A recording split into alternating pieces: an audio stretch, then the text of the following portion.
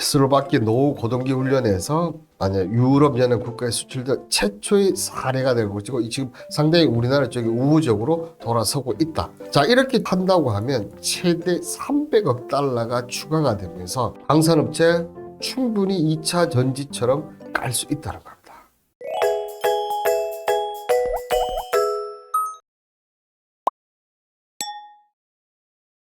퇴근길에 편안하게 들으시면 투자에 보는 눈이 달라지실 겁니다. 자, 오늘의 2강 주제는 바로 K방산인데요. 이 소총 탄약 팔던 K방산, 자, 무기 파는 거는 엄두도 못 댔던 이 K방산이 지금은 뭐 이집트, UAE, 최근에 폴란드, 그리고 며칠 전에 호주까지 와 이제는 첨단 무기를 팔고 있습니다. 자, 그러면서 실적분들이 엄청 올라가고 있죠. 2차 전지만큼 과연 K방산이 성장이 가능할까요? 국뽕이 접니다. 주모 샀다래요. 하하, 그런 얘기. 근데 오늘 제 방송 보면 유독 한 종목이 계속 보이실 겁니다. 자, 이 하나 에어로스페이스의 레드백을 얘기를 빼놓을 수가 없지요, 당연히 여러분, 그죠? 자, 하나 에어로스페이스가 호주 정부의 보병 전투 차량 도입 사업 랜드 400의 우선 협상자로 선정이 되면서 2027년 하반기부터 레드백 129대를 순차 배치한다. 이 당초 270억 달러를 하기로 했었지만 이제 많이 줄어들었어요. 이게 우리나라 잘못이 아니고 호주의 예산 문제, 그리고 호주가 살 게 너무 많아. 그래서 다른 쪽으로 좀 돌리다 보니까 줄었어요. 그래서 내심 이걸 기대했지만 좀 안타까운 부분, 또 이렇게 줄어들면서 이 K9 자주포, 이 K9 자주포 관련부도 지금 얘기가 좀 밑으로 들어간 부분은 좀 아쉬움으로 지금 남고 있지요. 자, 근데 어쨌든 이번에 좀 놀라운 건 이거예요. 이번 사업에서 글로벌 선진 방산 기업 4군데가 붙었거든요. 그게 미국 제너럴 다이내믹스, 그 다음에 영국의 BA 시스템의 CB90, 그 다음에 독일 라인메탈 링스, 그 다음에 대한민국의 하나 레드백, 이렇게 4개가 붙었는데 그 중에 이제 2개가 남은 거죠. 그게 레드백과 링스, 이 2개가 남았었습니다. 자, 근데 이 독일 자체가 어떻게 보면 기적적인 상황, 그 내용 뒤에 보면 더 놀라운 내용이 나옵니다. 특히 독일을 이기고 이 수주를 했다는 것이, 독일 같은 경우는 호주 공장에서 독일국 납품 장갑 자체까지 만들겠다는 당근책을 제시했거든요. 그럼에도 불구하고 링스를 제치고 레드백을 택했다는 겁니다. 깜짝 놀랄 일입니다. 이게 솔직히 불리했었거든요. 그러면서 이제 호주 궤도형 장갑차 도입 전망은 아니죠. 이제 도입을 보면 이게 2019년부터, 그러니까 여러분들 이게 방위 산업에서 뭔가를 수준을 딴다는 게 그냥 금방 되니까 기본적으로 2년에서 3년, 길게는 5년, 6년 이렇게 걸린다. 자, 보시면 2019년 9월에 이게 최종으로 2개가 선정됐는데 이제 지금 발표가 난 거예요. 2020년 상반기 아니고 7월에, 그죠? 우선 협상자 대선장이 선정이 되었다. 이런 히스토리를 아신다면 방산이 하나 결정되는데 여러분들, 최근에 이게 아니고 정말 오랜 시간이 걸려서 하고 있다는 것을 보시면 될 것 같아요. 특히나 이거 호주 육군의 보병 전투차 이 프로그램을 위해 하나 디펜스는 K-21의 보병 전투 차량을 기반으로 개발한 진짜 호주의 맞춤형 보병 전투차다. 이렇게 좀 보시면 될 것 같고요. 그리고 이 레드백이라는 이 단어는 호주의 유명한 독거미 붉은 등가부 거미를 뜻한다. 그래서 맞춤식, 우리나라의 전략이 맞추심 전략이다. 이렇게 좀 보시면 될 것 같아요. 자, 이 제작사는 하나 에어로스페이스고 전투 중량이 42톤. 그리고 탑승 인원이 여기 링스랑 조금은 다르더라고요. 우리나라 같은 경우 승무원 3명에 기계 하보병이 8명이고 링스는 6명인가 아마 제가 알기로 그렇습니다. 그리고 최대 출력이 1000마력이고 최대 속도는 이렇게 되는지 저도 깜짝 놀라서 생각보다 빨라요. 여러분들이 생각하는 이런 전투차 있잖아요. 이런 것들은 그냥 천천히 그냥 20, 30 수준을 가는데 최대 속도가 70km. 그리고 항속 거리는 무려 560km나 되는 이 레드, 정말 제가 봐도 가성비 대비는 굿이다. 이렇게 얘기를 드릴 수 있을 것 같아요. 2003년 이후에 하나 디펜스와 라인메탈 관련해서 정말 치열하게 싸우고 앞으로도 이 두 회사는 계속 싸울 가능성이 엄청 높다. 앞서 제가 이거 기적적이라고 제가 얘기했지 않습니까? 노르웨이 때는 이 좀 솔직히 하나가 실패를 했는데 특히나 호주 때 같은 경우는 링스의 입찰가가 더 낮았지만 성능 면에서 더 높아 평가했다. 그러니까 우리나라 장갑차가 가격 더 높이 썼는데도 불구하고 어떻게 됐다? 우리 걸 선택했다. 지금까지는 가성비 때문에 우리를 택했는데 이제는 성능으로 어느 정도 입증을 받고 있다. 이렇게 보시면 되겠고, 자, 그리고 항상 무기 수출할 때는 여러 가지가 맞물리는데, 자, 요 부분이 또 에피소드 같은, 이번에 극적으로 이렇게 성사된 결정적 원인이 하나증에서 호주산 철강산 수입 확대를 같이 요청했는데, 그러니까 폴란드 할 때 우리가 금융 지원했던 것처럼 똑같은 거예요. 그죠? 자, 한국에서 이집트로 2조 원치 K9 자주포를 수출할 때 호주 철강성 강판을 만들겠다고 딜을 제시를 했다. 그러니까 그전 거 하는데 철강 쓸 때 야 너희들 거 써줄 테니까 우리 거 우리 해라. 그러면 너희 철강석 많이 쓰니까 너희한테도 윈윈이다. 이런 경제적인 논리까지 같이 해줘. 그러니까 지금까지는 어떻게 보면 기술 이전 이런 부분으로 방위 수주를 많이 했는데 여기 한 발 더 나아가서 이런 경제까지 가서 호주의 아픈 부분을 긁어주는 거죠. 그렇게 되면서 이렇게 올라왔다는 겁니다. 자, 이렇게 되니까 이제는 동유럽이다 하면서 하나가 레드백에 수출 탄력을 붙으면서 지금 특히나 폴란드 2차, 그 다음에 루마니아, 이 어떻게 보면 유럽 중에서도 가장 방위 규모가 큰 나라들이라고 생각합니다. 이쪽에 이제 탄력을 붙이면 여기까지 만약에 많은 수주를 한다, 하나 에어로스페이스는 정말 2차 전지만큼 여러분들 충분히 갈 수 있습니다. 요 관련해서 근데 하나 에어로스페이스가 제일 처음부터 승승장해서 잘 들어가느냐? 그게 아니라는 거죠. 자, 2002년 2월에 보면 미국의 차세대 유무인 보병 전투장 사업에 뛰어들었는데 이때 물먹인 게 바로 물론 다이내믹스 그래핀도 있지만 라인 메탈 린스가 선정되면서 하나는 이때 아픔을 그죠? 이때 아픔을 분명히 했을 거예요. 그죠? 대신 지난해 8월에는 아시다시피 폴란드의 K9 자주포 212문을 기록하면서 또 링스를 이겨버렸죠. 이런 왔다 갔다 계속 좀 하고 있어요. 그죠? 근데 그때는 했을 때는 가성비 부분은 절대적인 성능 부분 이런 부분으로 갔었다는 거죠. 2000년 6월 가치를 폴란드 국방의 방산 기업 중 하나 이 관련해서 방금 제가 얘기 드린 부분입니다. 여기도 레드백 도입을 지금 검토 중에 있다 이렇게 하고 있는데 폴란드 쪽하고는 지금 물적하고 얘기가 너무 밀접하고 지금 다음 달 이제 또 폴란드 대통령이 방문하지 않습니까? 이런 부분들 하나 에어로스페이스가 정말 좀 좋은 얘기가 너무 많은 것 같아요. 자, 그리고 루마니아 차기 보병 전투사 사업에도 지금 참여 중에 있고 여기도 역시나 보시는 대로 같으면 제너럴 다이믹스 그 다음에 라인 메탈 그러니까 딱 정해져 있어 여러분들. 앞서 얘기했던 그죠? 제너럴 이 제너럴이랑 그 다음에 영국 독일 그 다음에 한국 이렇게 딱딱 정해져. 제너럴은 여러분들 어디입니까? 미국이죠. 미국. 그래서 이렇게 딱 네 나라가 딱 싸움이 정해져 있다. 근데 미국 같은 경우는 주로 하는 거는 여러분들 뭘 같아요?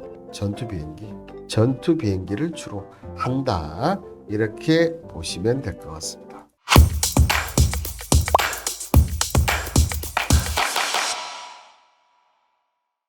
지금 레드백 얘기만 했는데 한국 주요 수출 무기 밸류체인이 뭘까? 국방에 관심이 많으신 분들은 다들 아실 거예요. 먼저 이 K9 자주포입니다. 수출국만 해도 지금 터키, 폴란드, 핀란드, 에스토니아, 인도, 노르웨이, 호주, 이집트 이제 점점 높이겠죠. 노르웨이, 호주 이제 호주 들어왔고 그다음에 이제 에스토니아라는 이런 나라들 여러 나라가 들어올 겁니다. 그렇죠? 그래서 지금 K9 자주포가 되는 경우는 최대속 67km, 중량이 47톤, 최대 사거리가 40km. 이걸 지금 좀 더 늘린다고는 하고 있더라고요. 그다음에 탄약 적재량은 48번, 발사 속도는 최대 6발을 발사할 수 있다고 합니다. 근데 이 자주포 시장 같은 경우는 보시는 대로 전 세계 자주포 시장의 거의 절반을 차지할 만큼 이 K9 자주포 같은 경우는 엄청나게 외국에서 인기가 가장 높은 상품 중에 하나였다는 겁니다.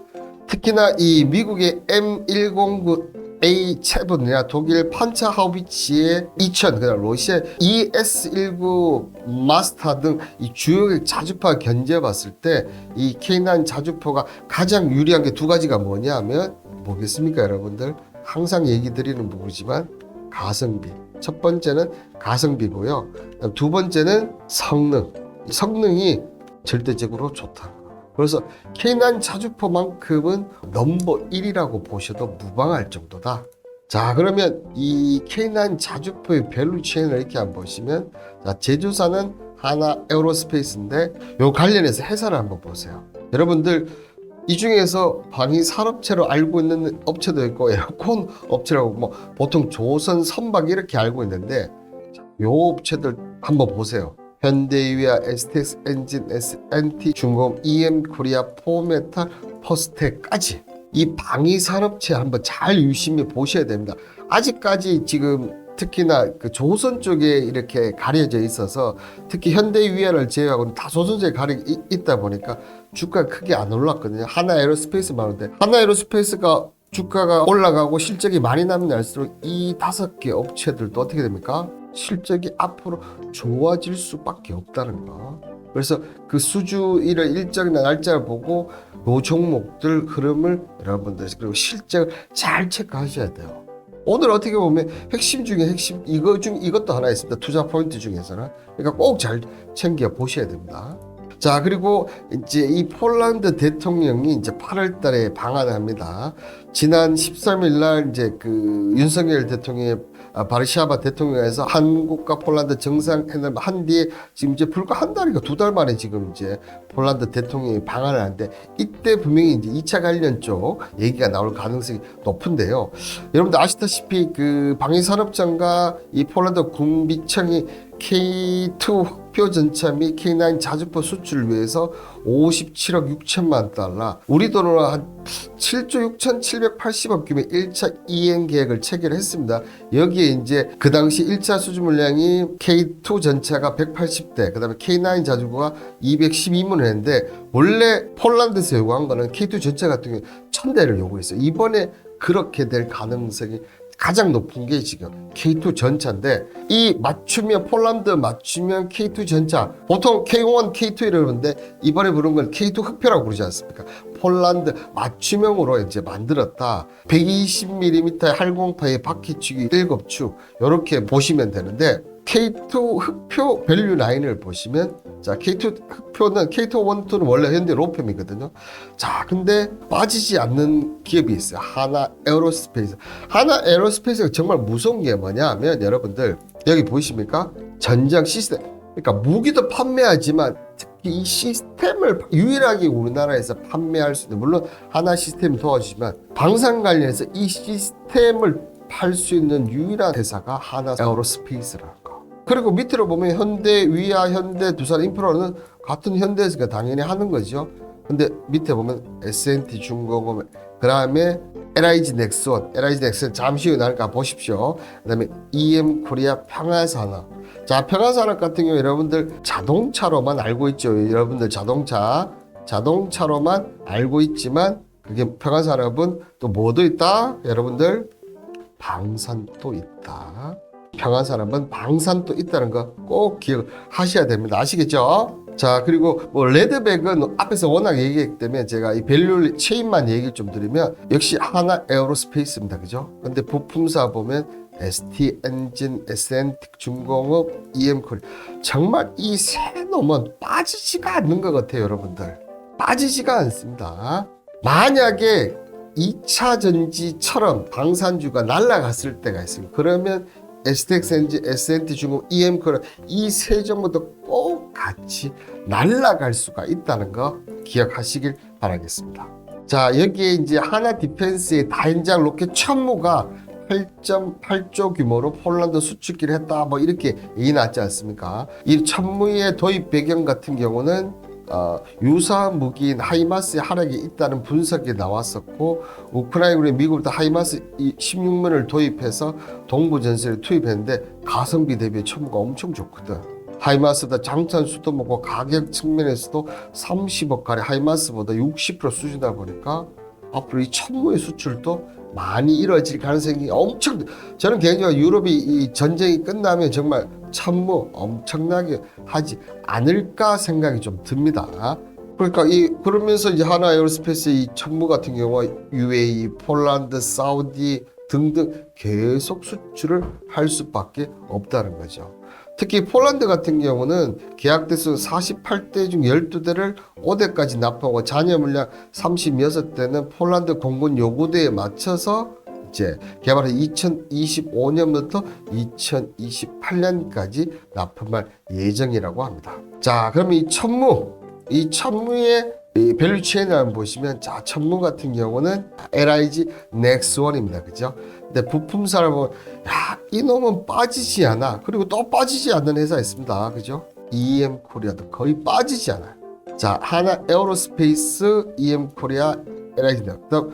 청궁도 대공 미사일로는 가장 정말 인기가 높은데, 이 업체도 LIG 넥스원인데, 여기도 보면 역시나 하나 에어로스페이스 그리고 퍼스텍이 들어간다는 사실. 천무, 청궁2 앞으로 저는 개인적으로 이쪽은 어디에 많이 갈 것 같다?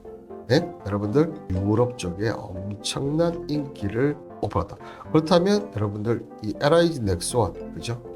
이 LIG 넥스원 우리 눈여겨볼 확률이 높다는 거, 특히 폴란드 쪽 했기 때문에 유럽 쪽에서 너무나 많이 할 가능성이 있다는 거 기억을 해주시면 좋을 것 같습니다.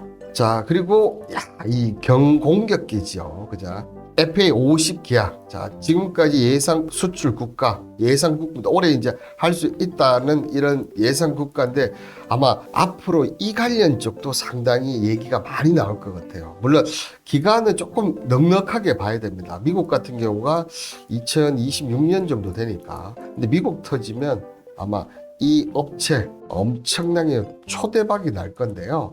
그 업체는 바로 여러분들 카이라고 불리는 한국항공우주입니다. 자, 우리 경공격기 이 FA50이 앞으로 지금까지 천무, K9 자주포, 레드백 이런 얘기가 나왔는데, 우리나라도 드디어 이제 전투기를 이렇게 하고 있는 시기가 지금 점점 더 다가오는데, 자, 이 경공격기 여기도 빠지지 않는 업체 하나 에어로스페이스, 자, 그리고 LIG 넥스원, 현대유야, STS 중공업, EM 코리아, 퍼스커, 자, 제노코. 여기서 보면 또 LIG 넥스원 같은 경우는 전방 시험기 레이더, 무전기까지 이 부분이 또 있다는 사실 꼭 좀 기억을 해 놓으시면 좋을 것 같습니다. 자, 지금까지 이제 밸류 체인에 대해서 좀 봤는데요. 그렇다면 최근 이 방위산업 동향, 그러면 이제 우리 어때 글로벌 전 세계 방위산업 동향을 좀 알아야 되는데, 이게 우크라이나 러시아 전쟁 이전과 이후가 정말 다르다는 거예요, 여러분들. 정말 많이 다릅니다. 자, 2021년부터 2022년 빙산 수출을 보면 2005년까지는 이건 수출도 아니야. 이때는 거의 어떻게 보면 아마 우리 헬멧이 나거나 소총도 아니야. 헬멧, 그 다음에 우리 하던 이 군수 물품을 팔았는 거고, 어떻게 2005년 이후에 뭐 소총이라든지 탄약 이렇게 점점점 하다가 2015년부터 진짜 이제 무기를 팔기 시작하면서 점유율 보이시죠? 이 엄청나게 수출 금액이 더 올라가는 속도가 점점 가파라지고 있다는 거. 덕택이었을까요? 최근 5년 국가별 세계 무기 수출 점유율을 보신다면 이거는 어쩔 수가 없어요. 부동의 1위는 미국입니다. 미국은 경제적으로든 군사적, 특히 이 무기 수출은 경제 이런 걸 같이 연결시킬 수밖에 없거든요. 자, 그렇다 보니까 미국이 가장 1등을 차지하고 2등이 러시아. 러시아는 그러니까 미국이 안 파는 나라에 러시아가 거의 대부분 무기를 팔았다. 근데 이번 전쟁으로 아마 이 러시아 무기는 앞으로는 좀 떨어질 가능성이 높을 것 같아요. 이게 싸워보니까 안 된다는 걸 알았다는 거죠. 그 다음에 3위 프랑스, 4위 중국인데요. 우리나라가 지금 9위에 있는데 여기까지 지금 가려는 목표를 잡고 있다는 거죠. 원래 어쨌든 뭐 전통적인 무기 수출 강국은 미국이 1위입니다. 그 다음에 이 독재에 따라서 러시아, 중국, 그 다음에 신흥강제 한국 9위고, 여기 올라와 있지 않지만 11위가 이제 어디냐 하면 튀르키예 12위군요. 12위가 튀르키예가 올라와 있어. 대한민국의 튀르키예가 어느 정도. 근데 튀르키예 같은 경우는 이 지금 어쨌든 이 러시아 우크라이나 전쟁에 좀 영향이 좀 있었다. 이렇게 좀 생각이 됩니다. 중요 무기 수출도 여러분들 잘 보셔야 돼요. 역시 미국은 나라가 정말 다양합니다. 이 중에 우리나라가 몇 위인 줄 아십니까? 6위예요.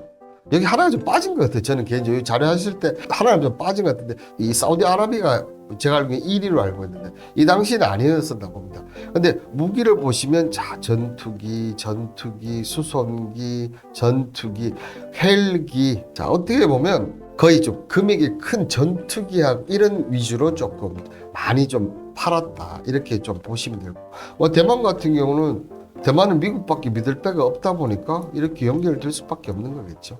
어쨌든 이렇게 하면서 2,056억 달러. 자, 한국 같은 경우는 지금 여기 뭐 폴란드 아마 자그마한 것들은 안 오는 것 같아요. 근데 보시면 주로 이제 전차하고 자주포 그리고 천무라든지 천공 이런 것들이 점점 올라갈 가능성이 높고 금액이 이렇게 됩니다.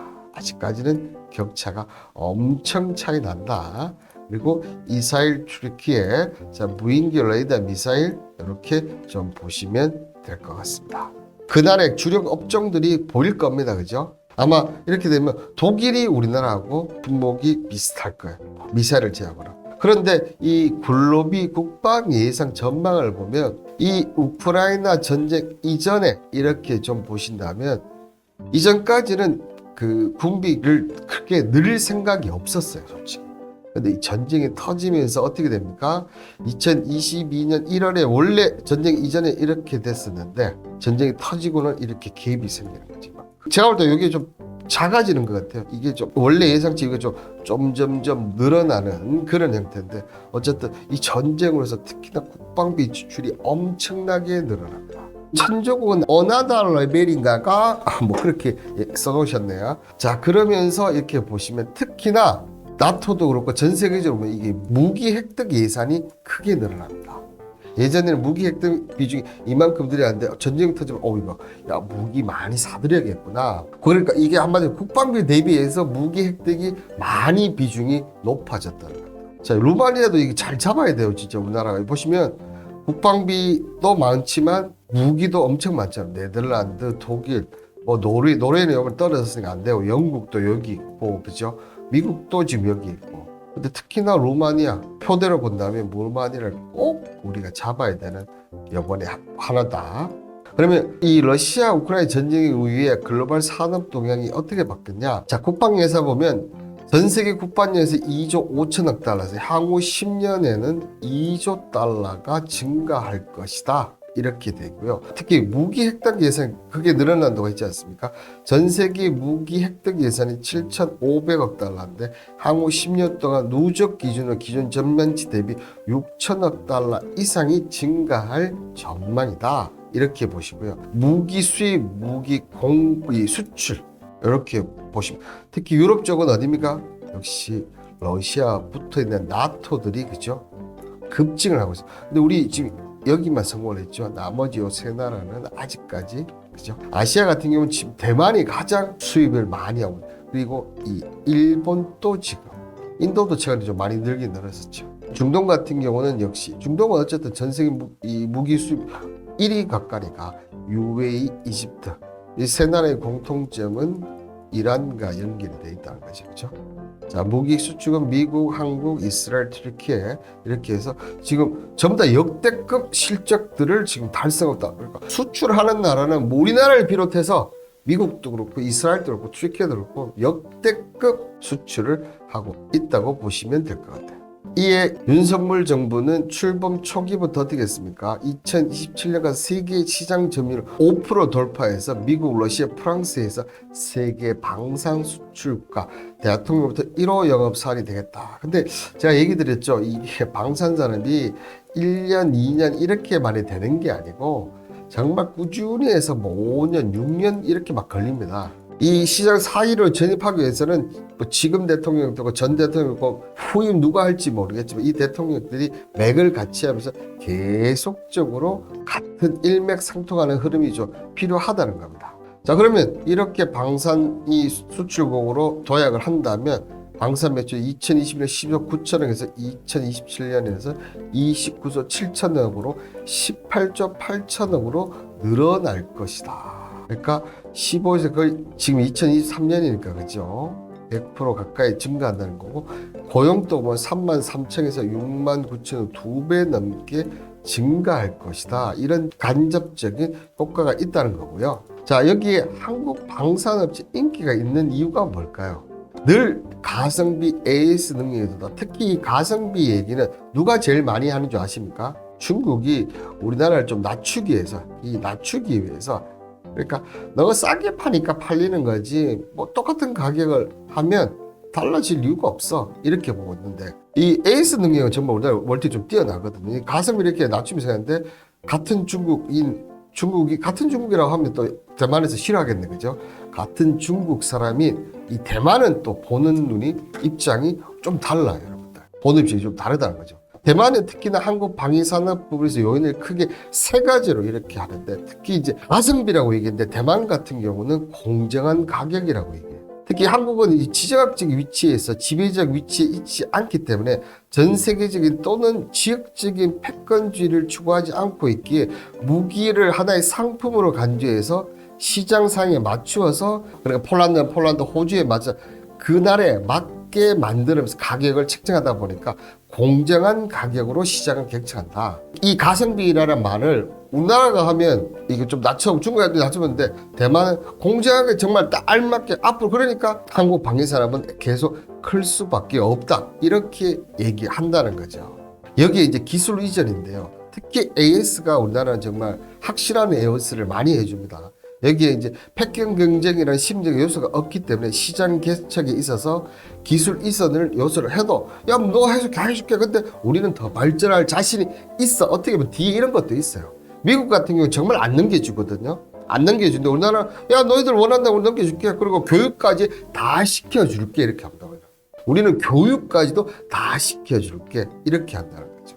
그러니까 뭐 예로 든다면 폴란드, 이집트 무기 계약에서 이 FA-50 공급기 수출에 관해서 후방 정비 긴지라든지 조종사 등에 대한 교육까지 참여하면서 기존의 무기 수출 국가들이 사용하지 않는 전략 방식을 우리나라만이 사용을 한다는 거죠. 우리나라 이렇게 하면 그래서 이번에 그 레이데브 갈 때 독일 랑스가 공장까지 해줄게 이렇게 했는데도 또 이렇게 노를 했다는 거죠. 그리고 마지막으로 높은 정보화인데요. 한국이 갖춘 높은 수준의 정보화 능력을 활용해서 무기 성능과 운영의 편리성이 높다 보니까 이 세 가지 요인 때문에 한국 방위산업이 성공적인 요인이 되었다. 성공을 갈 수밖에 없었다. 이렇게 된 것이죠.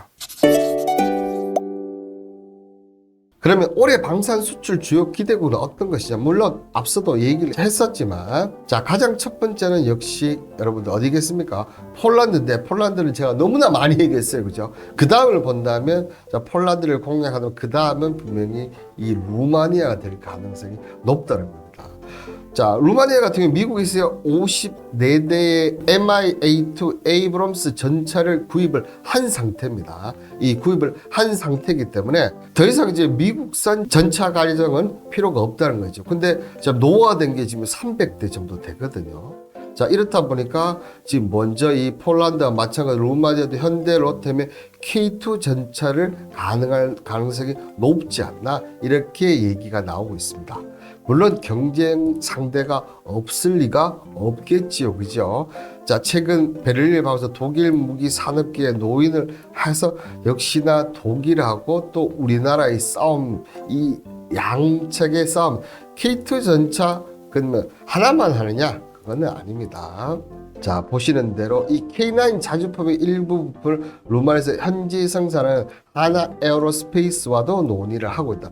특히 지금 보시는 대로 양해 각서까지 일단은 체결을 해놓은 상태입니다. 그래서 루마니아하고 K9 자주품 뭐 최근에 이게 이번 달이었죠, 그죠? 뭐 합의를 했다 뭐 이런 기사가 나오긴 나왔지만 하나 에어로스페이스는 사실 무근이고 아직까지 체결 계약을 한 적이 없다고 하지만 지금 K9 자주포랑 앞서 했던 K2 흑표 이 부분에 상당히 지금 논의가 밀접하게 하고 나오고 있습니다. 이 부분은 거의 올해 안에 좀 나오지 않을까 생각이 들고요. 자, 그 다음이 이제 영국입니다. 영국의 기동 화력 체계의 자주포 획득 사업을 유럽 후보로 떠오르고 있다. 자, 이렇게 보고 유럽 후보들은 역시 하나 에어로스페이스와 독일 방산업체 크라우스 마페어 베그만사가 거론이 되고 다 참 어딜 가나 이 자주 퍼던 K2라든지 K2 흡표들 무조건 독일하고 그러니까 기존의 독일이 유럽 쪽에 많은 걸 다 공급을 했다는 거고 이것을 어떻게 해보면 독일의 빈자리를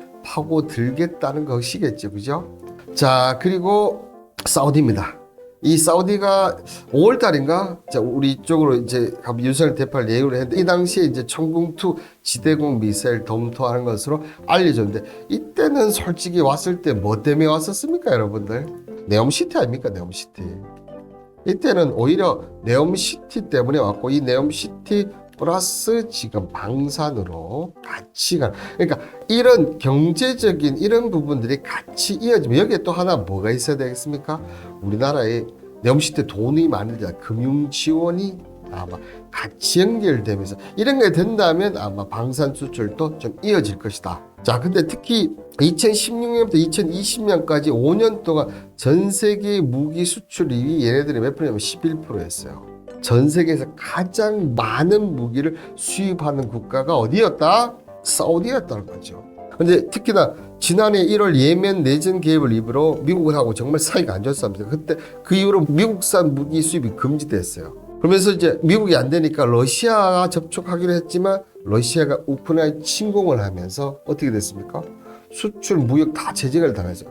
무기를 당연히 살 수가 없지. 가장 떠오르는 것이 지금 한국이다. 참 신기합니다. 그죠? 어부시리가 우리도 이런 거 어부시리 한번 했으면 좋겠어. 그리고 저는 어떻게 보면 가장 기대되는 게 이거 같아요. 카이 항공 우주가 조만간 이 본캐가 될 것으로 예상인데는 미국 시장 진출의 내부 역량을 지켜오는데 미국 2024년, 2025년 공군 전술훈련기 280대 그리고 해군 고등훈련기 전술 220대 등 총 500대 규모의 공격기를 도입을 계획하는데 자, 이 부분이 미국이 수출이 성사되는 경우 수출 규모는 54조 원에 이르고 산업 효과가 100조 이상이 된다. 최대 340조가 넘는 파급 효과. 특히나 전투기 핵심인 미국 시장에 진출했다는 게 저는 가장 큰 의미가 있다. 이렇게 좀 보이시고 이 수주권은 늦어도 내년 말까지 늦어도입니다. 올해 나올 수도 있지만 늦어도 내년 말까지 나오고 이 미국 경공기 진출할 때 지금 누가 붙었냐 하면 보잉하고 붙었는데 이 항공 카이가 같이 방산업체가 로키드 마틴이에요.